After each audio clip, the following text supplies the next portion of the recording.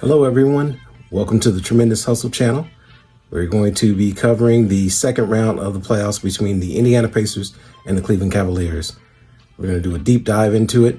Buckle up. This series is probably going to be electric. Two very high-powered offenses are going to go together and face each other, and I think it's going to be very exciting. All right, first let's talk about the regular season head-to-head. Now, these two teams, they met 4 times in the regular season, but we can't take a lot away from that experience because the two teams, they had a lot of players in and out of the lineup during those games. The first game, Tyrese Haliburton, I believe, even went down with an injury in the first half and didn't play the rest of the game. The Pacers still won, though, to their credit. They played a masterful game against them, really limited what the Cavs wanted to do, and were able to score at will on them. Donovan Mitchell has pretty much dominated the Pacers throughout the past few years, ever since he's arrived with Cleveland. And so it was good to see them actually kind of corral him and hold him below 35, because it seems like he scores 35 on the Pacers every time they play. At least that's the way it was the prior year. The second game, the Pacers lost to the Cavs. It was one of those weird home and away 2-game series that the NBA has been doing these past few years, where one team will play on the road, the other team they'll play each other again at home, and the other team's gym. That was a really good defensive performance by Cleveland in that game. The Pacers really never got comfortable, couldn't really get into a rhythm of what they wanted to do, and really kind of dominated to them as well on the rebounding on the boards. The last 2 games really are kind of meaningless, and that's what I meant by it's really hard to tell what we can really make of these two teams in their head-to-head matchups, is because the final 2 games, the Pacers played most of their starters. I think Pascal Siakam sat that game out, and the Cavs didn't care at that point. They already had, I think, 64 wins. They sat pretty much everybody and just played their bench and their G League guys, their two-way guys. And they actually gave the Pacers a real big struggle, and the Pacers ended up winning in a very close game. The last game of the season was even more meaningless for the Cavs, because they pretty much didn't play like their top 8 or 9 guys. Those 2 games really don't mean a lot. The Pacers won 3 out of the 4 games in the series, but 2 of those last games, I think you can pretty much throw away most of the film, because you're not going to see those type of matchups anyway in this series. All right, moving forward now, since we can't really get a lot from their head-to-head during the regular season, we'll have to look at perhaps their first round to try to get some clues on how this series is going to go and who's going to win. Both teams really cruised to the first round. The Pacers won the series 4-1 against the Bucks in a thrilling overtime victory. Haliburton was clutch. He hit the game-winning layup. Myles Turner and Pascal Siakam, they provided key contributions, not just in that game, but also throughout the series. The Pacers had different leading scorers in just about each game. Pascal Siakam, I think, led the first 2 games, but then after that, the final 3 games had a different leading scorer each game. They really do share the ball, and they make it hard for you to take them out of what they do, because all of them pass well. All of them can have developed the ability to get their own shot. And the Bucks really were overmatched, because all they had was Giannis, and Giannis is great, but Giannis alone is not enough to beat a good team. Now, the Cavs versus the Heat, this series was an embarrassment for the Miami Heat. The Miami Heat didn't even look like they belonged on the court with them for most of those games. They won in a historic fashion, including a 55-point blowout in Game 4. And I believe I saw somewhere where it said like they outscored them by 122 points in the series. And that was a record. That's the most lopsided playoff series in NBA history. Really horrible basketball played by the Miami Heat. Not to discredit anything that the Cleveland Cavaliers did, but Miami barely put up any effort, any fight. Didn't rebound, didn't defend, were a step slow, didn't move the ball. Really, the Cavs looked great, but I think a lot of that was because the Miami Heat looked so bad. Now, the Cavs, they've won 64 games during the regular season. We know they're a good team. They've built on the progress that they made the last 2 seasons as well. They've done a good job, a great job, in fact, of building that roster. And we know that they're going to be heavily favored in this series for that reason. But let's talk about why the Indiana Pacers will give them some trouble.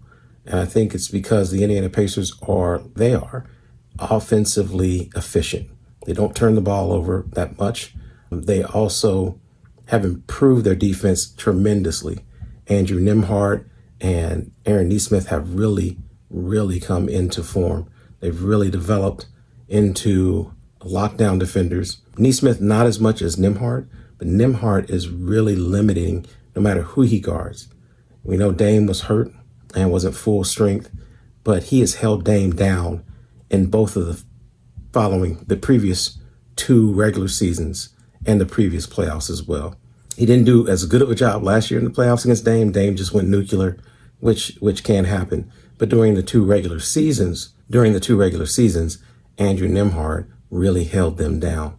He slowed down them. Now, Donovan Mitchell this year, too, was not quite as effective as he was in previous seasons. And I think that's because of the emergence of Andrew Nembhard.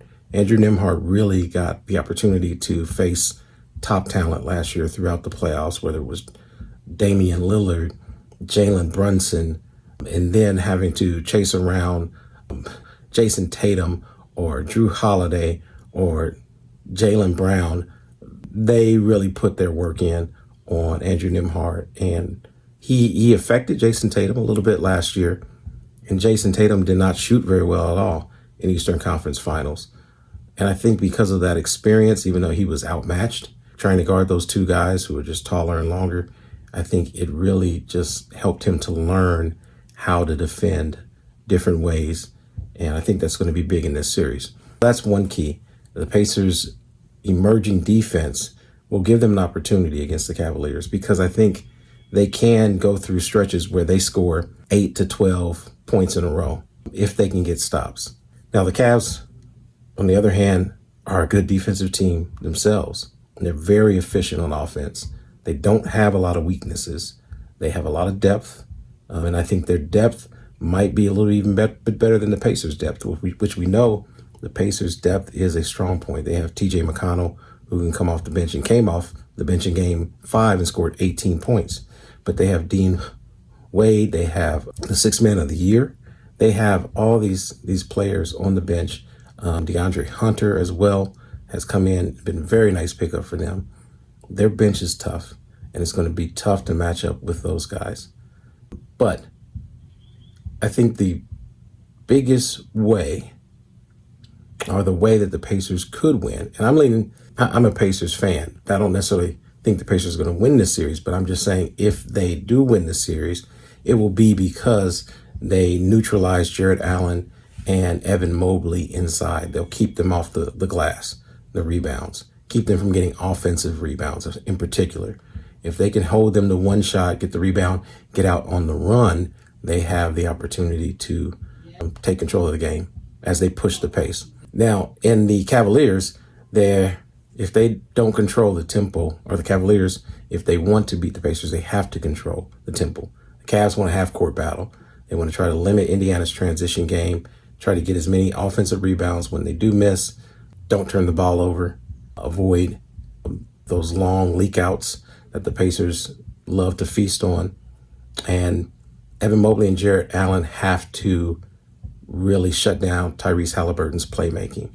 If they get switched in the pick and roll, they've got to do a great job of getting the ball out of his hands, forcing him to give the ball up early, trapping him with their length could be a problem.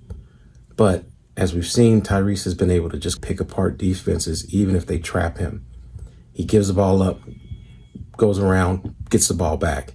And the fact that he's just repeating this is going to put a lot of pressure on their defense. And also it could open up the lanes for Siakam. They've really got to focus on just limiting his ability to beat them off the dribble, get into the paint, and pass the ball out. Cleveland is highly favored to win this series. The most likely outcome, according to most of the odds makers, is Cleveland Cavs in 5. The Pacers' best chance to win is in 7 games. And in virtual simulations, it's predicted that the Cleveland Cavs win 4-2. But Indiana has all the tools to make this a big fight.